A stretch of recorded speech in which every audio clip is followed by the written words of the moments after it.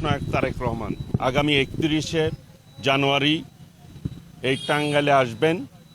রাজশাহী থেকে ঢাকার পথে যাওয়ার পথে দরুনের পাশে তর্জনা বাইপাসে একটি জনসমাবেশ করবে, নির্বাচনী জনসভা। সেই জনসভার প্রস্তুতি ইতিমধ্যেই আমরা গ্রহণ করেছি, ভেন্যু পরিদর্শন করেছি। আশা করি যেভাবে ধানের শীষের জোয়ার চলছে টাঙ্গাইল এই সদরে, দেশনায়ক তারেক রহমান তার রাজনৈতিক কর্মসূচি টাঙ্গাইল থেকে শুরু করার কথা ছিল, আপনারা জানেন।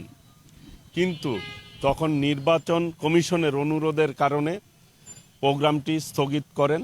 পরবর্তীতে আগামী 31শে জানুয়ারি এই প্রোগ্রামটি পুনর্নির্ধারণ করা হয়েছে। বাংলাদেশের মানুষের প্রত্যাশা অনুযায়ী, বিশেষ করে এই টাঙ্গাইলের জনগণের প্রত্যাশা, সদরের জনগণের প্রত্যাশা, দেশনায়ক তারেক রহমানকে এক নজর দেখার জন্য উদ্গ্রীব হয়ে তারা অপেক্ষা করছেন। এবং আজকে এই খবর পেয়ে আমাদের মধ্যে একটা ঈদের আমেজ শুরু হয়েছে। কখন আমাদের নেতা আসবে তার মুখ থেকে এই টাঙ্গাইলের জনগণ তার কথা শুনবে এবং আশ্বস্ত হবে আগামী দিনের বাংলাদেশ কিভাবে পরিচালিত করবেন উনি।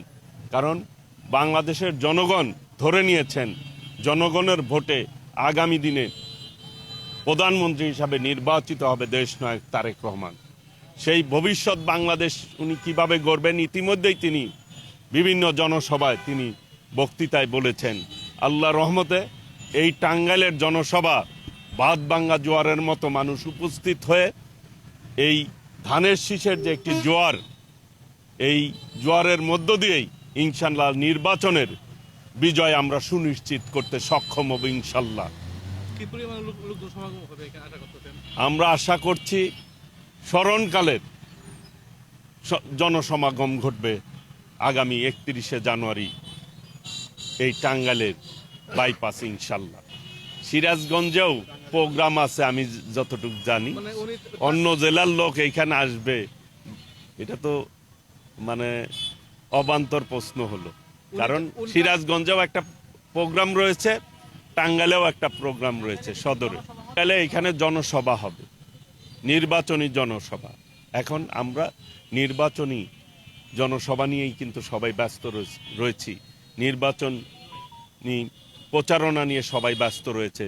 আমরা সেই ফজর নামাজ থেকে শুরু করে রাত 2টা 2:30 পর্যন্ত 3টা পর্যন্ত আমাদের কার্যক্রম চলে।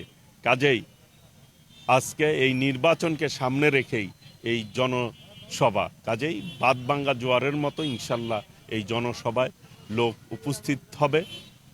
এটি একটি ইতিহাস হয়ে থাকবে ইনশাল্লাহ আল্লাহ রহমতে। আগামী দিনে টাঙ্গাইলের সদরের জনগণ ঐক্যবদ্ধভাবে ধানের শীষের পক্ষে ভোট দিবেন এবং ধানের শীষকে বিজয় অর্জন করতে সকলেই ঐক্যবদ্ধভাবে সহায়ক ভূমিকা পালন করবে ইনশাল্লাহ।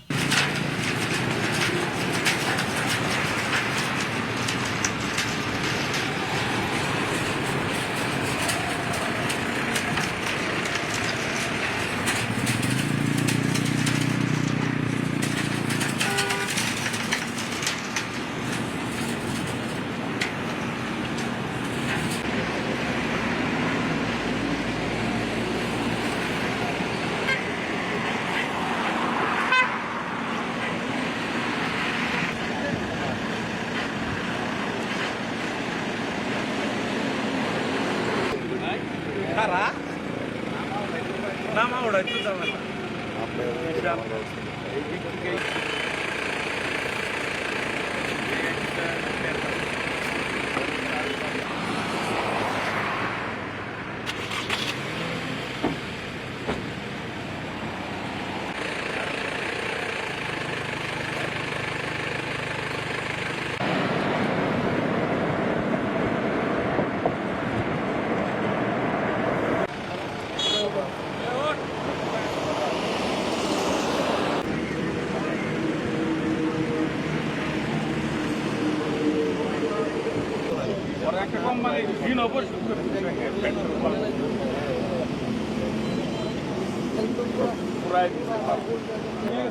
প্রজেক্টের জায়গায় এটা ওরা বেশ চালায় চলে